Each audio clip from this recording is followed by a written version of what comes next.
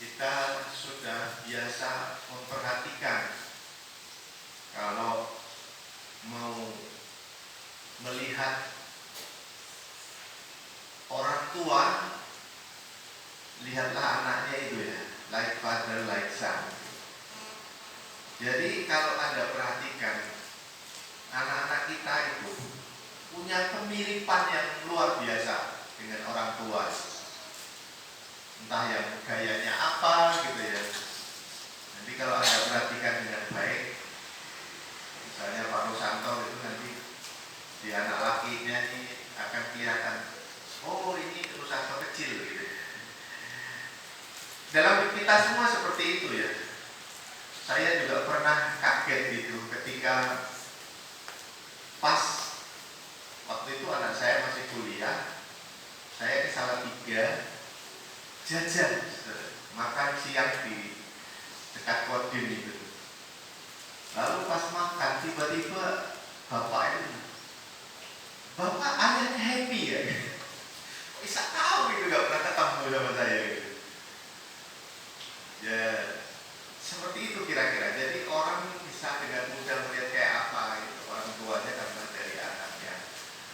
Dan sebenarnya tugas kita semua, orang-orang percaya, memang kita menuju hidup berkenan kepada Allah. Yang paling simpel adalah bahwa kita punya generasi lah, kita sebagai anak-anak Allah itu ya harusnya mirip dengan Bapa kita. Kalau kita perhatikan kitab Efesus, tidak usah disegel deh, dilepas ya. Iya, oke, dibiarin aja tak dari sini ya. Jadi kalau kita perhatikan Efesus ini surat yang luar biasa sebenarnya, karena alurnya begitu jelas. Diawali dengan pasal 1 bicara tentang keselamatan yang kuat di dalam Kristus. Bapa telah memilih kita sejak sebelum dunia dijadikan dan memberikan segala berkat dalam surga. Yesus Kristus menebus kita dan Roh Kudus memateraikan keselamatan itu dengan luar biasa. Jadi dahsyat banget. Kemudian pasal yang kedua diingatkan kondisi kita, sebenarnya kita sebelum percaya itu kamu dahulu mati oleh pelanggaran-pelanggaranmu. Begitu tidak layaknya kita mengikuti pikiran dunia, mengikuti hawa nafsu, mengikuti gayanya iblis sebelum kita bertobat. Tetapi oleh kasih karunia kita diselamatkan. Kemudian pasal 3 kita dibicarakan tentang misteri, bahwa itu sebenarnya di perjanjian lama pun banyak nabi-nabi kepingin dapat kesempatan untuk melihat misteri Allah, yaitu gereja itu. Karena dari perjanjian lama itu kalau ada nubuatan, itu Israel dimuliakan langsung swarga gitu. Kita nggak melihat gereja. Orang-orang Israel itu profetiknya, nabinya itu menubuatkan itu langsung ke akhir zaman gitu. Jadi kalau Anda baca di kitab-kitab nabi-nabi, nubuatan itu sepertinya begitu Mesias datang langsung kemuliaan. Nah, padahal ternyata Mesias datang pertama kali malah mati di atas kayu salib, dan kemudian ada zaman gereja yang itu dikatakan sangat istimewa, misterion oleh Rasul Paulus dalam Efesus pasal 3. Dan kita melihat ya nanti sesudah pasal 4 ya, pasal sampai pasal 4 itu masih dasar-dasar iman yang kuat. Kamu itu seperti ini, kekayaanmu dalam Kristus seperti ini. Lalu pasal 5 ini mulai dipraktekkan. Kita harus praktek hidup sebagai murid-murid Tuhan. Jadi ini nasihat praktis ya, supaya kita hidup dalam kekudusan sesuai dengan keselamatan yang sudah diberikan itu. Jadi Paulus mengajak jemaat untuk hidup sesuai dengan identitas sebagai anak-anak terang yang mencerminkan karakter Kristus. Kita sudah pasti, tadi saya katakan anak-anak ya tadi miripnya sama orang tua. Ya sama seperti itu nasihat Rasul Paulus kepada jemaat di Efesus ini, supaya mereka hidup sesuai dengan identitasnya. Terus orang percaya, orang dalam Kristus, orang anak-anak Allah gitu ya, sebutan yang istimewa ini. Kalau kita melihat ya yang namanya anak-anak Allah, ya kita yang pertama adalah mengikuti teladan Allah. Kalau kita mau berkenan kepada Allah, ya ikuti teladannya. Kalau kita dalam hari-hari kita, setiap hari Minggu kita mengikrarkan komitmen kemuridan, tidak seorang pun dapat mengenal Yesus, tidak seorang pun dapat mengenal Tuhan, tidak dapat seorang pun mengenal Allah ya, kecuali mengikutinya dalam kehidupan setiap hari. Jadi ini benar. Oh, jadi kita tidak hanya dipanggil untuk menjadi orang Kristen, enggak. Jadi percaya Tuhan titik, enggak. Tapi mengikuti teladan Yesus setiap hari dalam kehidupan, mempraktekkan iman yang nyata. Ayat 1 dikatakan, jadilah penurut-penurut Allah seperti anak-anak yang dikasihi. Ini satu kehormatan, ini satu pernyataan yang tegas. Kamu nurut, kamu itu dikasihi. Kenapa nurut? Bukan karena kamu itu nurut, karena kamu nanti tidak nurut dipentung. Tidak begitu nasihat firman Tuhan. Kamu itu nurut, bapakmu, ibumu itu sayang, misalnya itu beda. Cara pendekatannya beda. Rasul Paulus, jadilah penurut Allah seperti anak-anak yang dikasihi. Saudara, Alkitab kita ini luar biasa. Kalau orang mengamati, membuat riset sekalipun, orang-orang yang dibentuk oleh kasih sayang itu hasilnya lebih berkualitas daripada orang yang dimarah-marah, yang ditekan-tekan, yang diperintah-perintah. Mereka itu melakukan sesuatu dengan beban dan terpaksa. Tapi kalau kita dibilang jadilah penurut-penurut Allah seperti anak-anak yang dikasihi. Nurut kan doang, enggak bisa lah. Papa mamaku sayang kayak gitu, dia berkorban, nggak ngerti siang malam mikirin saya, ngurusin saya dari bayi sampai besar, misalnya gitu. Gimana saya mau? Gimana saya bisa nolak? Gimana saya tidak nurut? Jadi nurutnya karena perasaan kasih yang luar biasa yang dirasakan oleh umat. Jadi kalau kita nurut sama Tuhan, karena apa? Karena Tuhan itu sayang sama kita. Nurutnya jangan karena kamu kalau nggak nurut tak godo, tak lebokin rokok, itu tidak sehat. Itu firman Tuhan luar biasa. Ikutilah teladannya, jadilah penurut, hiduplah dalam kasih sama seperti Kristus telah mengasihi kita dan menyerahkan dirinya bagi kita. Orang hanya bisa mempraktekkan kasih kalau dia punya kasih. Orang tidak bisa melakukan kasih kalau tidak memiliki kasih. Dan kasih yang sempurna hanya ada di dalam Yesus yang dicurahkan pada kita. Kita tidak bisa membuat kasih, memproduksi kasih dari diri kita sendiri. Karena pada dasarnya sesudah manusia jatuh dalam dosa, setiap kita punya kecenderungan egois dan memikirkan diri kita sendiri. Dan oleh karena itu kita disadarkan, hiduplah dalam kasih. Dalam arti kasih Kristus yang telah dicurahkan bagi kita, dia sudah berkorban untuk kita. Ikuti teladan. Kalau kita mau berkenan kepada Tuhan, ikuti teladannya. Kasih sebagai orang-orang yang dikasihi. Mengasihi seperti Kristus dan hidup dalam kasih adalah dasar dari hidup berkenan. Kalau kita mau berkenan kepada Tuhan, tidak ada cara lain. Belajarlah mengasihi seperti Kristus. Prakteknya tidak gampang, karena kita punya gampang lihat orang lain berhasil, kita meri, kita cemburu. Lihat orang susah, kita bisa merendahkan. Ayo, tak omongi, kita bisa mendikte, kita bisa menyalahkan, kita menganggap diri kita lebih layak dan lebih baik. Dan artinya kita tidak sedang mempraktekkan kasih itu. Kasih Kristus yang mau berkorban itu menjadi contoh, menjadi dasar kehidupan umat percaya untuk berkenan kepada Allah. Yang kedua, yang kalau mau hidup berkenan kepada Tuhan, itu menjauhi perbuatan gelap. Yang Gelap ini kan sanepo ya, gelap itu kan kiasan kehidupan yang bertentangan dengan apa yang Tuhan mau, karena Tuhan itu Bapa segala terang. Maka kita tahu, oh yang namanya gelap dalam ayat-ayat ini adalah ya, ada percabulan, ada keserakahan, ada kata-kata kotor, ada iri hati, ada kedengkian. Ya, kita bisa baca di Galatia pasal 5 itu ya. Kita lihat keinginan daging telah nyata. Galatia pasal 5.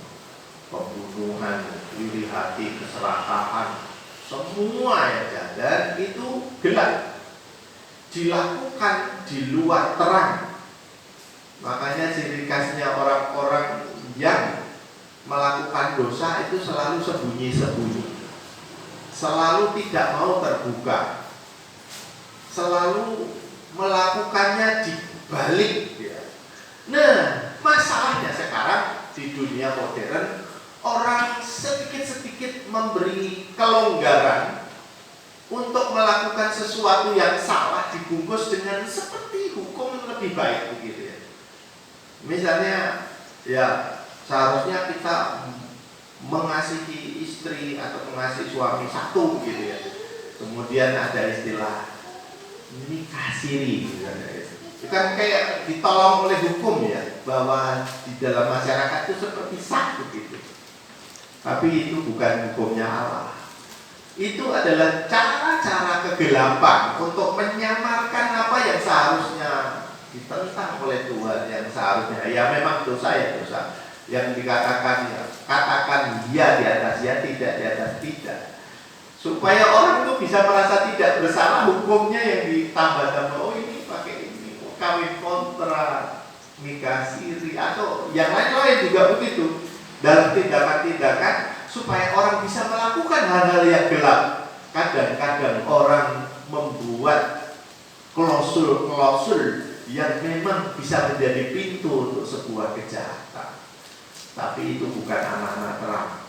Kita orang yang di dalam Kristus, kalau kita mau berkenan kepada Allah, kita tidak boleh tawar-menawar dan kompromi untuk mencontoh cara-cara yang mudah ini. Kalau orang sudah melakukan sesuatu yang salah, dia akan membenarkan perilakunya yang salah itu dengan mengatakan Salomo ya istrinya banyak atau Daud. Karena banyak orang ketika berada di zaman-zaman modern untuk mempermudah, untuk membuat dia merasa tidak bersalah adalah yang melakukan wonge akeh gitu ya. Jadi kalau yang melakukan banyak itu seolah-olah tidak ono salah. Dan ini sayang sekali. Peringatan, mereka yang hidup di dalam perbuatan dosa tidak akan mewarisi kerajaan Allah. Jadi firman Tuhannya jelas, tegas.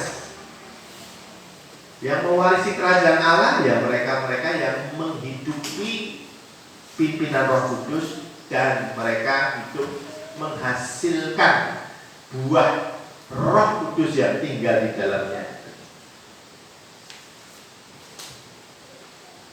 Intinya, hidup berkenan membutuhkan sikap menjauh dari dosa yang merusak kekudusan. Jangan merasa Tuhan itu sudah mengampuni kita, ya wes lah kita jadi orang Kristen gampangan semaunya, wes yang penting hapus diampuni. Nggak bisa begitu. Kita harus menyadari Allah itu memang Maha Kudus, Maha Kasih. Itu jadi satu dengan keadilannya, bahwa dia pasti akan menghukum dosa. Kalau dosa itu begitu gampangnya diampuni, maka tidak perlu Yesus datang ke dunia mati di atas kayu salib. Karena dosa itu begitu serius, maka Tuhan Yesus datang sendiri ke dunia ini menjadi hamba, menjadi juru selamat saudara dan saya. Berarti saudara dan saya tidak boleh main-main dengan dosa. Kalau mau berkenan kepada Tuhan, kita harus menjadi anak-anak terang ya. Tadi sudah disebutkan identitas baru menempel kepada kita. Kamulah terang dunia. Dulu kamu adalah kegelapan, tetapi sekarang kamu adalah terang di dalam Tuhan. Jadi identitas ini istimewa sekali. Ayat 8. Memang dahulu kamu adalah kegelapan, tetapi sekarang kamu adalah terang di dalam Tuhan. Sebab itu hiduplah sebagai anak-anak terang.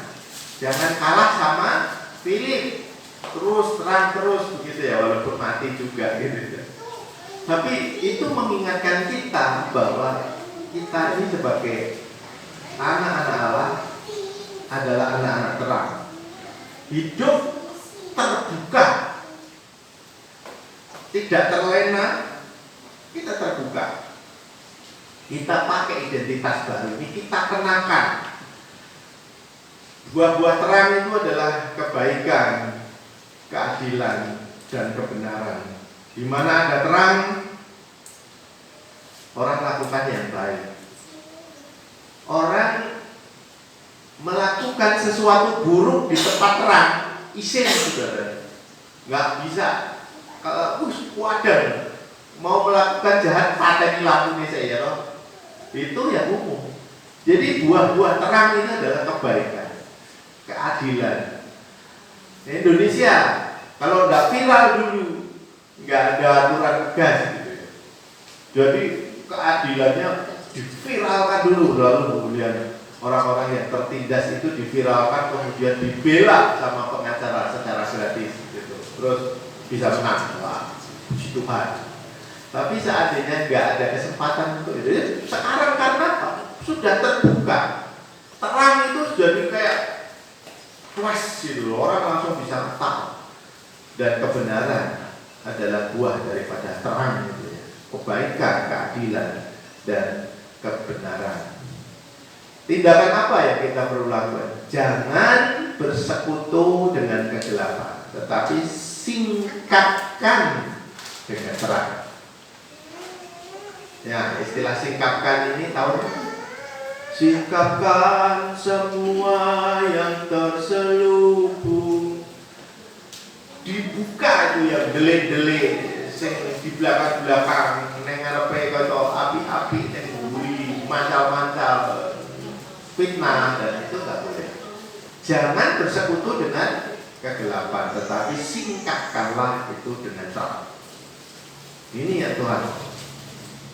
Hidup berkenan berarti menjadi saksi, menjadi terang dunia yang penuh dengan kegelapan ini. Sekecil apapun orang saleh, orang jujur, orang baik punya pengaruh yang baik. Jadi jangan menganggap aku dewean, aku sendiri, kita cuma minoritas. Enggak ada. Sebaik-baiknya orang melakukan kebaikan tetap punya dampak. Enggak ada yang dianggap oh kalau gunanya, enggak ada. Pasti akan berguna.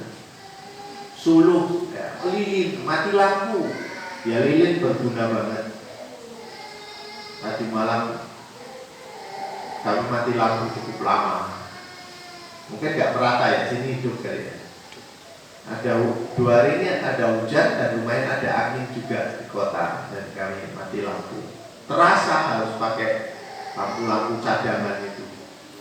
Beda begitu lampu rem lampu itu ramai sampai luar, kan orang jualan itu Bang. Mesti suara langsung ramai karena kan yang jajan-jajan tuh peteng ya udah enak, tapi nek mulut sih gampang ya. Nganggo sendok itu peteng-peteng tetap mlebu mulut itu. Ya, kalau mau hidup berkenan, hiduplah bijaksana. Ini yang kita baca tadi ya, hidup bijaksana. Perhatikanlah dengan seksama bagaimana kamu hidup. Ini introspeksi dengan baik. Janganlah seperti orang bebal, tetapi seperti orang arif. Kita bijaksana, benar-benar mikirlah. Jangan sampai kita nih urip kok cuma gelundung gitu ya. Yang penting urip. Mikir udah pernah. Pokoknya yang penting mangan, turu, nyambut gawe mangan turu nyambut gawe. Nek ora nyambut gawe ya mangan turu.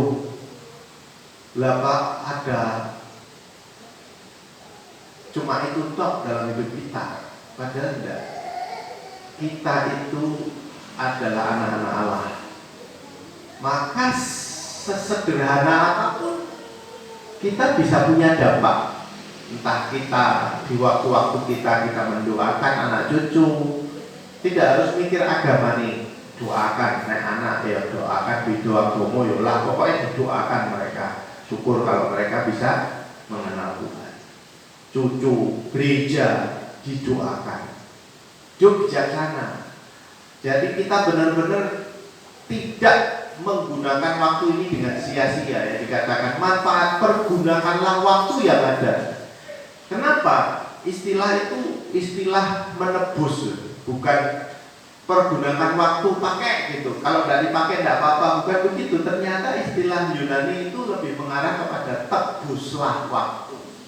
Artinya waktu itu sudah tergadai, sudah menjadi sia-sia kalau kita tidak menebusnya. Artinya begitu bermaknanya waktu itu begitu penting, karena itu jahat kalau tidak dipakai.